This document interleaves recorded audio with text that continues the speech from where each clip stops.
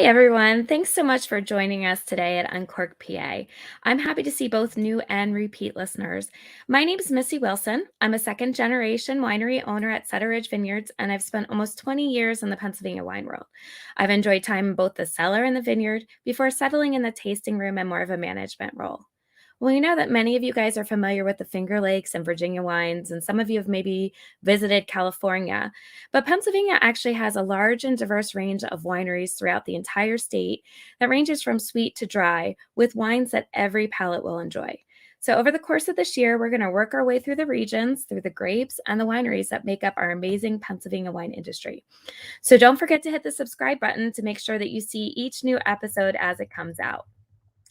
Well, coming up next weekend, or next Monday rather, Valentine's Day is just around the corner. So we're going to actually be focusing this episode on one of my favorite kinds of wine, sparkling. Although marketing has you think differently, sparkling wine is perfect for not only special occasions like Valentine's Day, but also everyday celebrations like I made it through a day of work or there's no sports to run the kids to that night. So I'm actually really happy to have Virginia Mitchell from Gaylor Estate on the program with us. She's going to walk us through the sparkling wine production and how it's a little bit different than your normal still wine that you drink. Then we're going to speak with Ed Lazzerini from the Pennsylvania Wine Association about the importance of vineyard location and grape selection when it comes to producing quality wine. So stay with us through the end and you'll get some great ideas for sparkling wine cocktails and how to pair sparkling wine with your meals. So don't forget to join us at PennsylvaniaWine.com for additional information about wineries in your region, great Valentine's Day events, sparkling wine, and so much more. So grab your family, friends, or a significant other and plan your itinerary through Pennsylvania wine land. So first up, we have Virginia Mitchell from Gaylor Estate, which is in Kennett Square, the southeast portion of Pennsylvania. So thanks so much for joining us this afternoon, Virginia. Thank you for having me. Yeah, definitely. So first, can you tell us a little bit about Gaylor and how many acres you're growing and what kind of grapes you have on your property? Sure. So, Gaylor State is a boutique winery. We're located in Kennett Square, right behind the world famous Longwood Gardens. We're about 40 minutes from Philadelphia, and our tasting room is our production area, and it overlooks about 3.5 acres of Chardonnay. We also have another vineyard, which is about 3.5 acres as well, and that has 5 varieties growing there. And they include Gruner Veltliner, Albarino, Vidal Blanc, Cabernet Franc, and Petit Verdot. So, and most of these varieties we sell right in the tasting room. That's great. So, what got you started into winemaking and what do you love the most about it? So I studied food science at Penn State, not really knowing what I was going to do my freshman year. I started working in a wine lab, and from then on, I started loving winemaking. I learned about like the culture and the history of it. So then I started focusing in enology, which is the study of wine. And I did a 6-month internship at a large winery in one of the larger wineries in Pennsylvania in the northwestern corner by Lake Erie. And at that point, I decided I wanted to stay in production. So I traveled, I worked across Pennsylvania, and I even traveled to South Australia for a bit. And then I landed a position at Gaylor Estate, and I've been here for about 8 years. Wonderful. That's so great.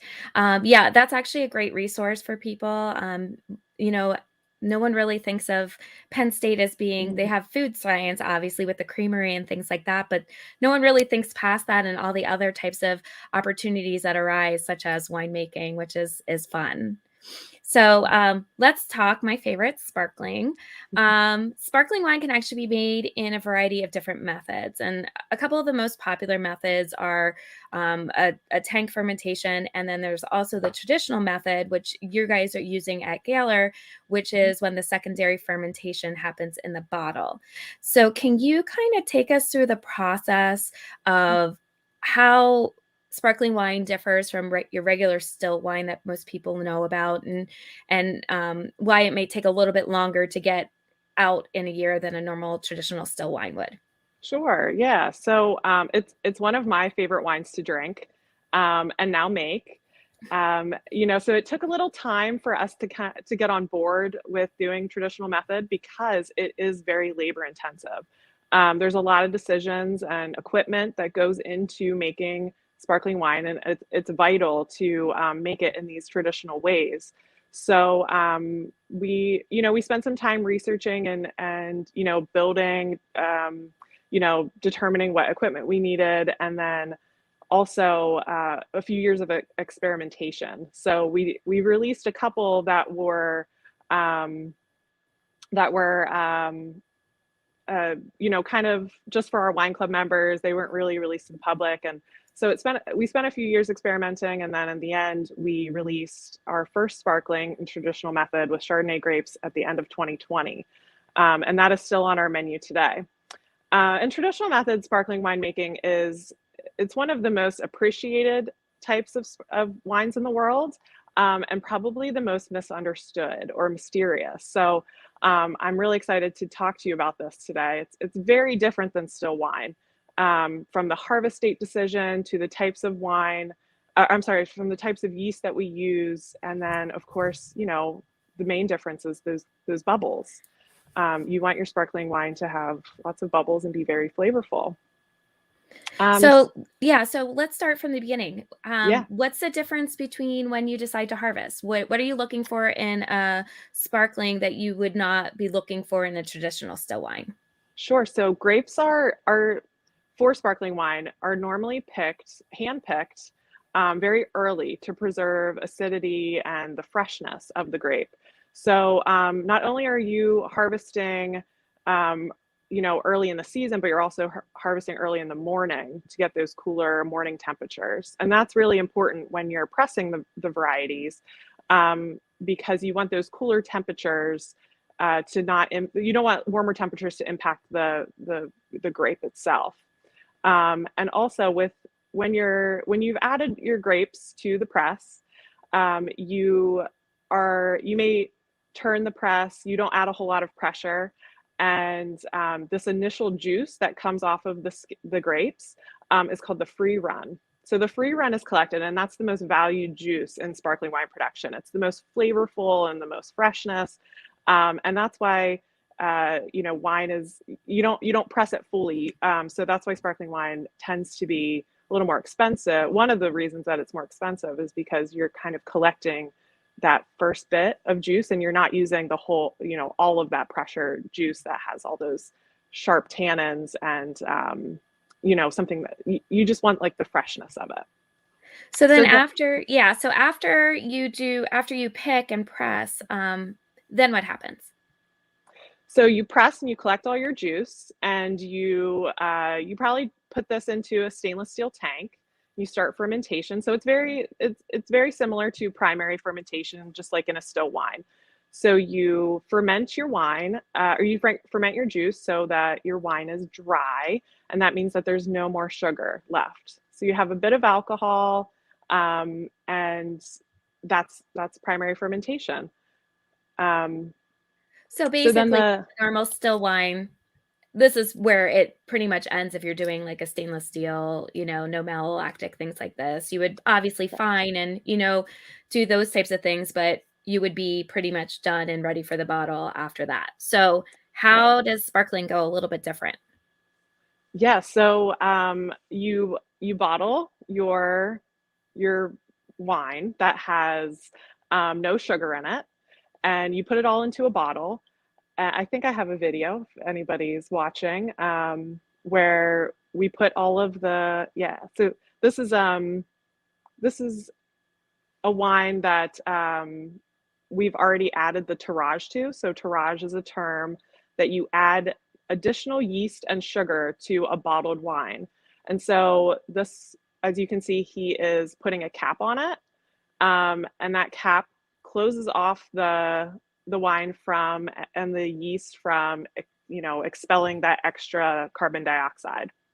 So the yeast will consume all of the available sugars, convert it into alcohol, and And then it'll slowly produce carbon dioxide, or, those iconic bubbles in the bottle. The bottles are made to hold that pressurized, that under a tight seal, under that crown cap. It's made for that. They hold about, 5 atmospheres of pressure, which is quite a lot of pressure. And then those bubbles go into solution, and you get these really nice, the bubbles at the end. So how long does it normally sit like that with entourage? So how long is it sitting there with the yeast inside the bottle? I think traditionally it should be about a year. I think in Champagne, in the region where this was all developed, the traditional method was developed and understood. I think it's 12 to 18 months where it's held on its side, just like that. So the bottles are stored on their sides, and that maximizes the surface area of the yeast sediment. So during these months that it's aging, the yeast will continue to change the flavors of the wine. And this is called yeast autolysis. And in the end, you get these really nice, like bready, brioche, buttery flavors. So after it sits like that, Mhm. then what do you do? So it's sitting on its side for, anywhere between a year to a year and a half. What's the next process then? Then the next process is called riddling. And these bottles are placed in racks that are, so the racks mean they kind of hold them at an angle. The crown caps are pointing down. So each day during the riddling process, someone comes in, or a machine will do it. But at Gaylor, we do it all by hand. So each day, bottles are picked up slightly.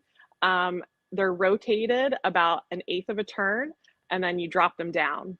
So that this is all so that the yeast sediment, or what we call the lees, work their way down to the bottom of the bottle, to the neck of the bottle. So it's very labor intensive. We do this for a few weeks, maybe even 2 months, just so that we get that compact lees at the bottom of the bottle. And then why are you actually doing that? So what's the whole purpose of getting the lees into the neck versus letting them sit and hang out in the bottle themselves? So we do this so you get this really tight, compact sediment at the bottom. And for the next step, it's called disgorging. And so after a few months of riddling, or 2 months of riddling, the lees, we want to remove those lees. We want to make it so that this wine is nice and clear for the consumer.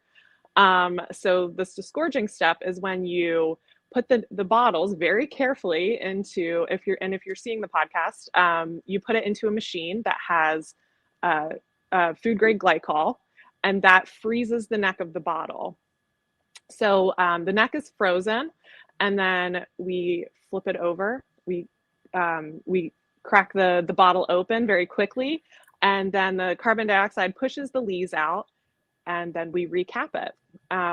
And really, it's for that purpose. So we do all of these steps really just for this end point where we pop it out, and then we cap it back up, and we're ready to, or we might dosage as well. So dosage is another term that we could add a little sweetness to it, or we might not add anything to it and just call it brut, which is a dry version of sparkling wine. So this is really the end point where the winemaker can make that final decision on that style of sparkling wine. So the key is the sugar that you're adding in the beginning, like when you're Hmm. first starting the secondary fermentation with this, is to make sure that the yeast has something to turn into alcohol. But then the Right. sugar that you add at the end is what actually ends up being the sweetness factor of the wine. Exactly. Yes. That's great. So most people, Brut is going to be your driest champagne or Hmm. sparkling wine. So if you like it dry, you're going to look for something along the lines of Brut. But there are plenty of sweeter versions too. They make just like how we make wine in Pennsylvania. You make it completely dry to sweet.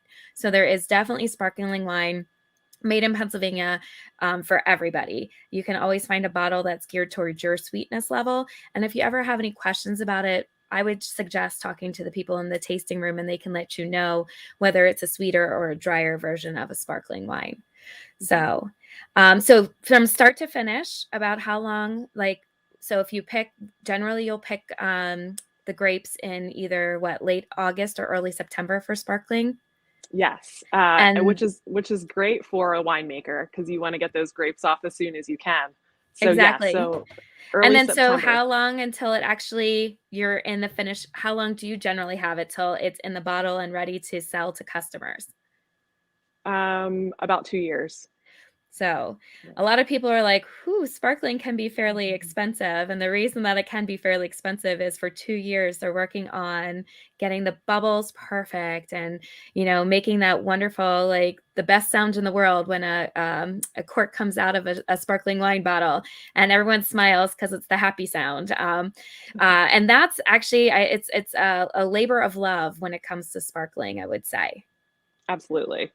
So sparkling wine, you can pretty much use whatever kind of grape you want for sparkling. So what you guys are doing a Chardonnay, but you told me you just started a new venture with sparkling as well. Yeah, so at Gaylor, we make a Blanc de Blanc with Chardonnay, and we grow quite a bit of Chardonnay. So this was a great variety to use. It's the traditional, Blanc de Blanc. And I had a sparkling wine from Austria, which was a Gruner Veltliner, which we also grow. So we decided in 2019 to put some of our Gruner towards a sparkling, and we'll be releasing that this spring. So I'm very excited about that.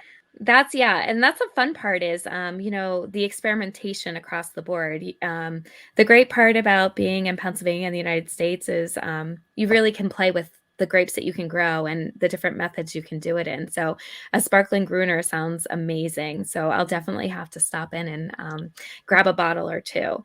So Absolutely. if people are interested in purchasing the Blanc de Blanc, your sparkling Chardonnay, or in a couple months, the sparkling Gruner or any other still wines on your tasting list, how should they go about doing it? Where can they find it at? So right now we only sell it through our tasting room. So you'll just have to come and visit us. And we're open Friday through Sunday every weekend.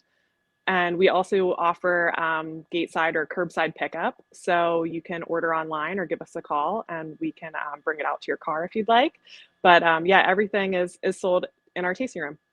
Wonderful. So make sure that you guys check out Gaylor Estate's website at Gaylor Estate, which is Galer estate.com. And that's a great way to keep up with their current tasting list. So both their still and their sparkling wines.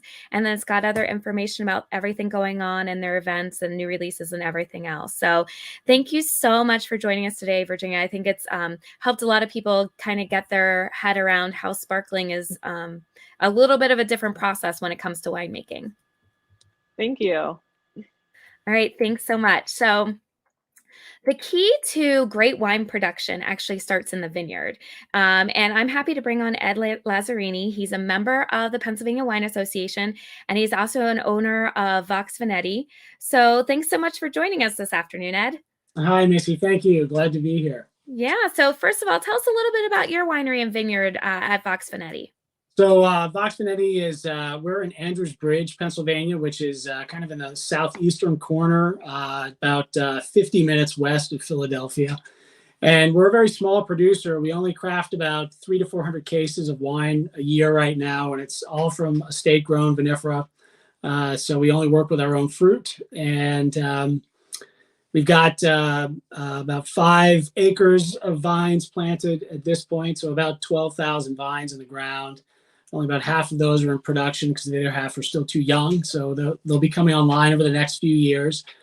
And our primary focus is red Bordeaux blends. We also work with Semillon and Sauvignon Blanc on the white side of the portfolio. And Nebbiolo and Barbera, which are 2 Northwestern Italian varieties that we grow as well. And yeah, that's pretty much the gamut at this point. Oh, those are some fun and exciting different grapes too, which is always interesting to see something a little bit out of the box that you're not necessarily going to get at every single winery in the state. So you're also a member of the Pennsylvania Wine Association. So can you tell us a little bit about the group and what its goals are? Yeah, so the PWA board, we're I think the Pennsylvania wine industry is pretty varied. There's a large spectrum of wineries out there within the state. Some grow their own grapes, others don't. Others purchase fruit for their wines. And I think right now what the PWA is looking at is trying to introduce some more balance into the way that Pennsylvania is producing its wines, and really trying to push more of using fruit that is grown in Pennsylvania. So we really want to highlight what we can achieve on great sites with great vineyards in Pennsylvania. So that's a lot of what we're working towards now. And the state has a really successful wine industry. It's probably more successful than most people realize, versus other industries from other wine regions throughout the world. But Pennsylvania has real potential. We have a lot of sites that have yet to be developed, and vineyards that don't exist yet, but could grow some really globally competitive fruit. So let's talk grapes then. You're the philosophy, as many people are, that great wines are actually start in the vineyard. I was always taught that you can make a good wine from great grapes, but you can never make a great wine from only good grapes. So what do you think the keys are for making the best grapes possible? I think it really, the most important factor is your site, your vineyard.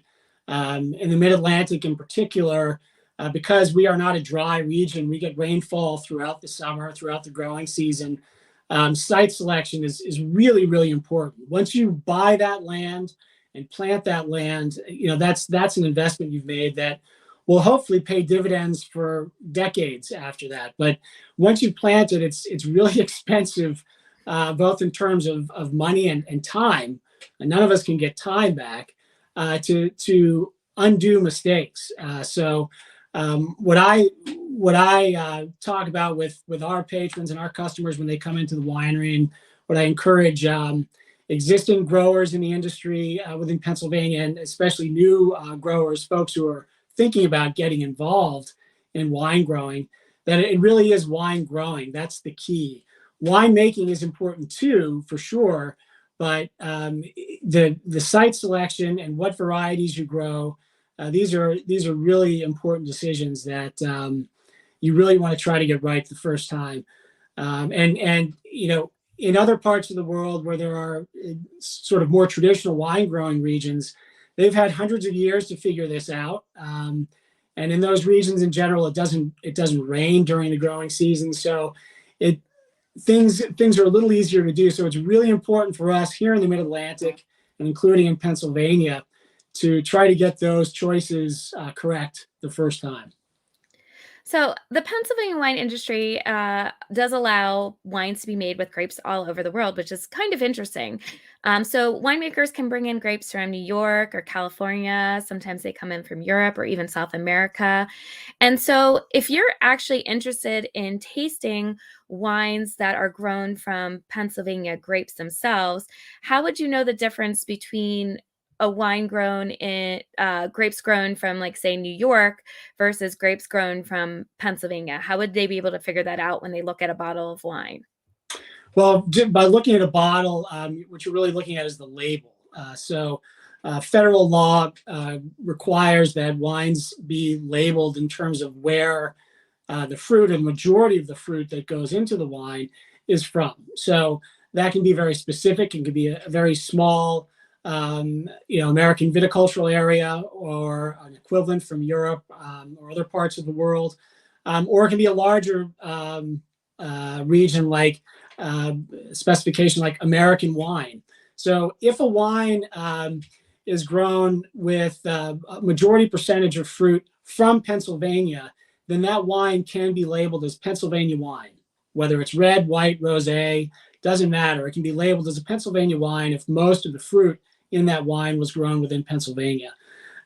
If most of the fruit is grown in other areas within the U.S., and that's used to make a wine within Pennsylvania, then that really should be labeled as an American wine. And so that's some information that the consumer can see right on the label.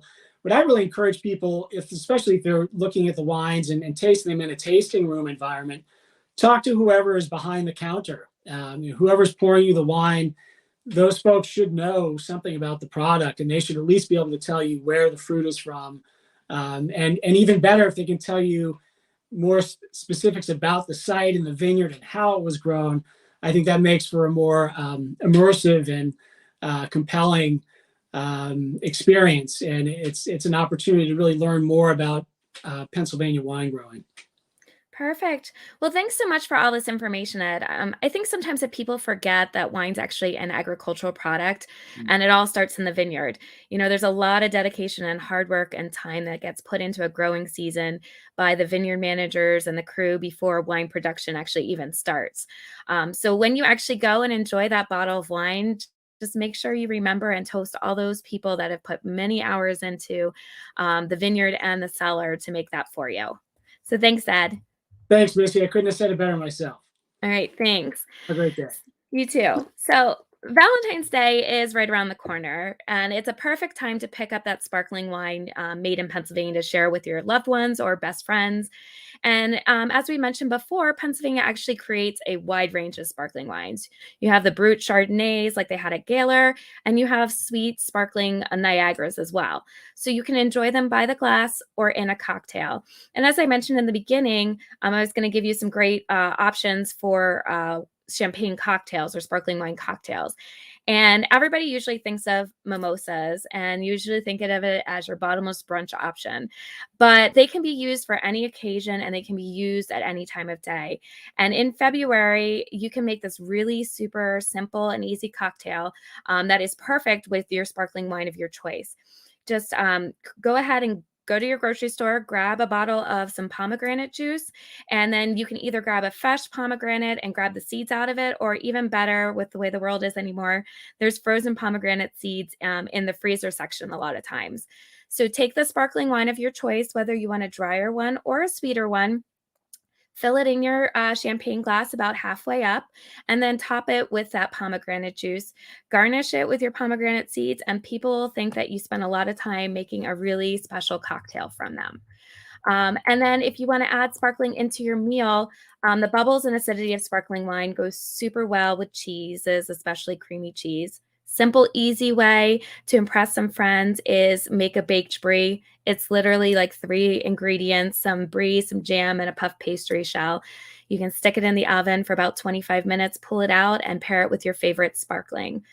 Dessert, if you want to go the dessert route, sparkling wine and fruit are your best friends. So something as easy as a strawberry shortcake, or even just go to your Whole Foods or local bakery and grab a fruit tart and pour a glass of sparkling, and it'll be an amazing pairing for you.